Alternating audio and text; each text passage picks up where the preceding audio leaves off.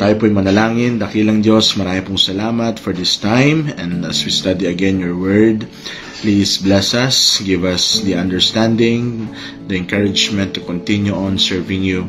And this word, Lord, may be a blessing, will be a challenge, and will be food to our soul, that we may grow thereby. Thank you, Lord, for this opportunity. Thank you, Lord, for our brethren there in Bicol. Thank you, Lord, for everything that you have done for us. This I pray in Jesus' most precious and mighty name. Amen. Amen. Ephesians chapter 6, verse 10 and 11, the Bible says, "Finally, my brethren, be strong in the Lord and in the power of His might. Put on the whole armor of God, that you may be able to stand against the wiles of the devil." Lagi lang po nating tatandaan na ang ating kinakaharap, no, ay isang totoong battle, no, but not on flesh and blood.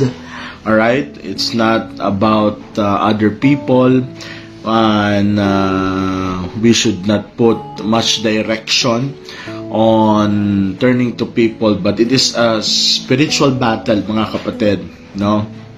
Tulad ng sinabi ng Bible, 2 Corinthians chapter 10 verse 3 to 4, ang ating mga kalaban, ang ating enemies ay hindi ang ating mga kapatid, kundi ang ating enemies, no, ay mga spiritual beings, mga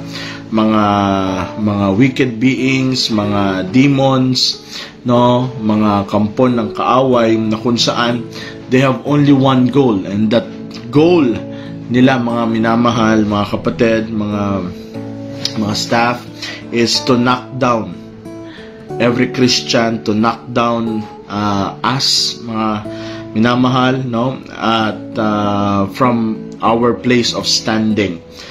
Na their goal is to knock us down, to make our life miserable, to make us weak, no, and not to be useful anymore. No, yan ang lagi po nating tatandaan, na wala nang makakapag-alis ng ating kaligtasan, praise the Lord, but Satan will do everything to knock us down. Kaya ang reminder sa atin ni Apostle Paul dito, mga kapatid, no, so finally, my brethren, be strong in the Lord and in the power of His might. So, ang sabi pa sa verse 11, put on the whole armor, no? At alam natin yan, mga armor, that we may be able to stand, no? What do you mean by stand, mga kapatid? No, ibig sabihin ng stand is that we are going to be attacked, all right?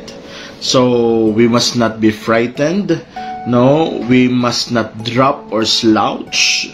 We must not be uncertain or half-hearted in fight, no? We are at our position and always be alert.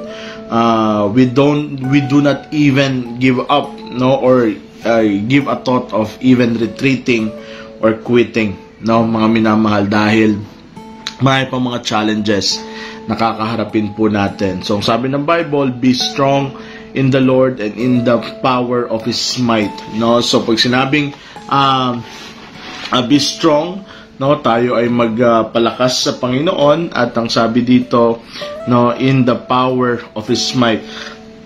So, different thing, yung might tsaka power. So, let me explain, no, ang yung be strong in the Lord, no, hindi lang yan basta incantation o isang abracadabra na sinasabi natin sa be strong, boom, lalakas na tayo, no, hindi po yan ganyan na sinasabi lang. Pag sinabi pong might, no, ito po yung inherent power or force, no, ito po yung tinatawag natin na reserve strength, no. It can be displayed even though we don't use them. So, ito na po yung kalakasan, at yan ay galing sa Panginoon. Yung power naman po, no, na sinasabi dito, it is the exercise of that might, no.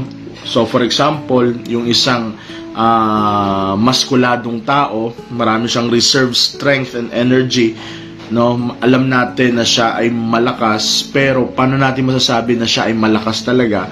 Siguro pag nakita na natin yung output, pag binuhat niya o binend niya siguro yung isang bakal, doon natin masasabi na siya ay malakas, no?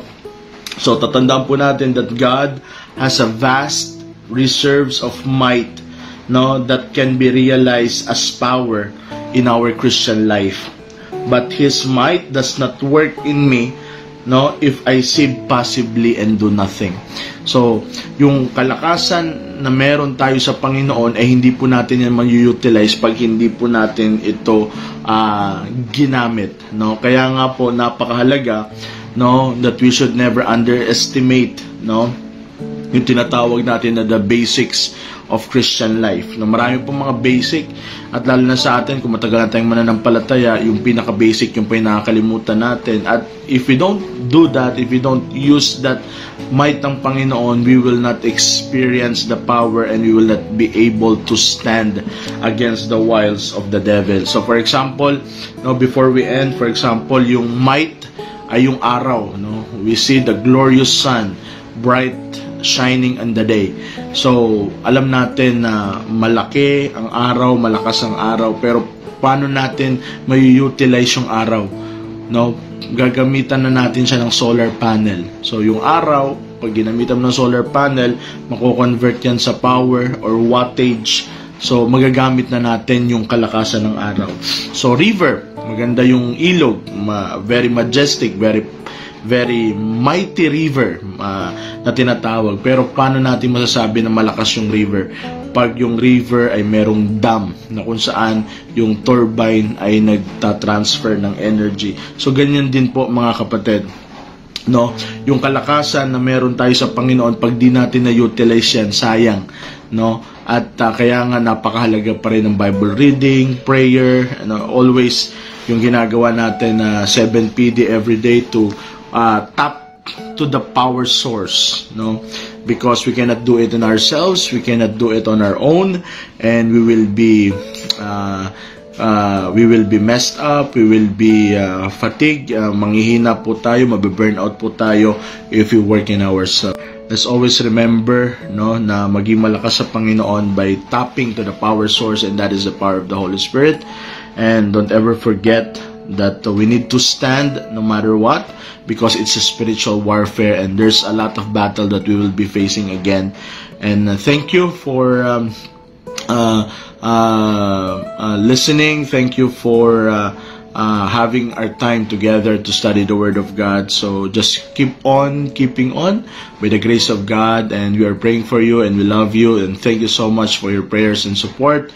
And may the Lord continue to bless you and use you dyan po sa Bicol. Maraming po salamat. Pagpalain po tayo ng Panginoon.